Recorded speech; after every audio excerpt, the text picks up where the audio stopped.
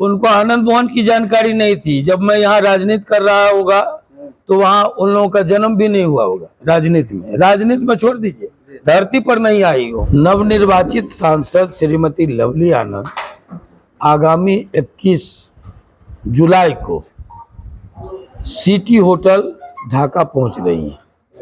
जीतने के बाद पहली बार तमाम जनप्रतिनिधि, चाहे वो एमएलए हों, जिला परिषद हों, मुखिया हों, सरपंच हों, पंचायत समिति सदस्य हों, पैक्स सदस्य हों, वार्ड आयुक्त हों, वार्ड मेंबर हों, तमाम जनप्रतिनिधि और सभी घटक दलों के, एनडीए घटक दलों के, चाहे वो बीजेपी हो, जेडीयू हो, रालोमो हो, लोक जनशक्ति पार्टी और या हम हो, उसके साथ साथ वैसे लोग जो किसी पार्टी में नहीं हैं और हम लोगों को अपना स्नेह प्यार समर्थन दिए हैं, वो तमाम लोगों को आमंत्रित करने में व्यक्तिगत तौर पर आज यहाँ आया हूँ।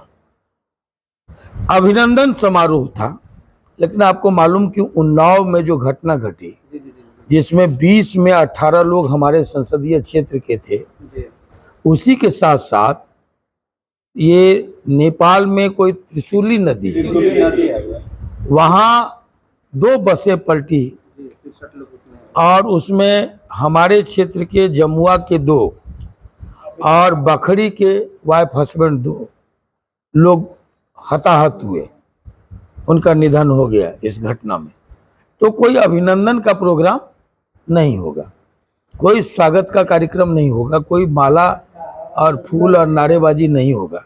लेकिन फिर भी हम लोग को आना था, हम लोग आए तो कार्यकर्ताओं का सम्मान होगा, उसी के साथ साथ क्षेत्र की समस्याओं से हम रूबरू होंगे और उसके निदान के उपाय सोचे जाएंगे।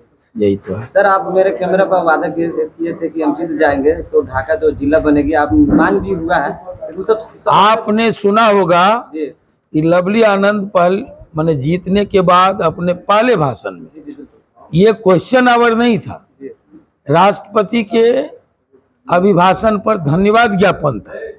उसमें उन्होंने अपने वादा के अनुसार जो हम लोगों ने रेल की मांग की थी उसको वो उठाई।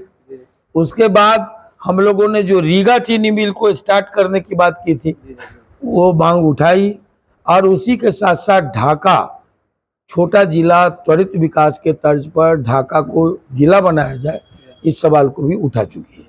अब क्रियान्वयन के लिए समय है, आप लोग आगे आगे देखिए, जो भी बड़ी समस्याएं होंगी हम आप सबको आश्वस्त करते हैं आपके माध्यम से कि जो भी बड़ी समस्याएं हैं वो हम लोग अपनी दोनों आंखों से देखेंगे, लोगों की बात दोनों खुली कानों से सुनेंगे और दोनों हाथ से, 2 नहीं, लवली आनंद और मेरे 4 हाथों से हम लोग उस काम को करने के लिए पूरा भरसक प्रयत्न करेंगे, कोई कमी उठा के नहीं रखेंगे, बस आगे आगे देखते जाइए। विरोधी जो है चुनाव से पहले वादा कर रहे थे, लोगों को गुमराह कर रहे थे कि अगर लवली आनंद जो है चुनाव जीत जाएगी तो उनसे नहीं बोल पाइएगा, अपना मुद्दा नहीं बता पाइएगा, वो बड़े लोग हैं, उनके सामने जो सवाल नहीं पूछ पाइएगा। आज तो यहाँ घोड़ासाने पहुंचे हैं जीतने के बाद में, तमाम लोग यहाँ पे सैकड़ों की संख्या में जो है आपको समस्या सुनाया। हम लोग भी जो सवाल आपसे, वो नए लोग थे, उनको आनंद मोहन की जानकारी नहीं थी। जब मैं यहाँ राजनीति कर रहा होगा तो वहाँ उन लोगों का जन्म भी नहीं हुआ होगा। राजनीति में छोड़ दीजिए, धरती पर नहीं आई होंगी। इसलिए ये उल्टा सीधा सवाल करके लोगों को भरमा रहे थे। लाख कोशिशें हुई, क्या नहीं कहा गया मेरे खिलाफ। आपने सुना होगा कि एक बार भी हम लोग पलट के जवाब नहीं दिए। हम लोगों के आचरण में निगेटिव पॉलिटिक्स नहीं है। हम मानते हैं 49 जो पाता है वो हार जाता है, 51 जो पाता है वो जीत जाता है। लेकिन जब हम जीतते हैं तो संपूर्ण संसदीय क्षेत्र का एमपी लवली आनंद है, दूसरे नहीं है। और हमारा काम है पूरी प्रजा, पूरी जनता को बिना किसी भेदभाव पक्षपात के उनकी सेवा करना। वो आप आगे आगे देखिए क्या होता है। और जो लोग खिलाफ किए, जो लोग पक्ष लिए, वो इलेक्शन के बाद खत्म।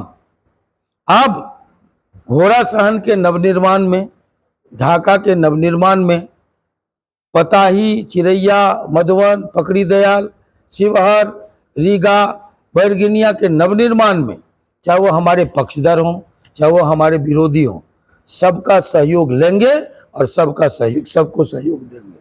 बहुत बहुत धन्यवाद सर।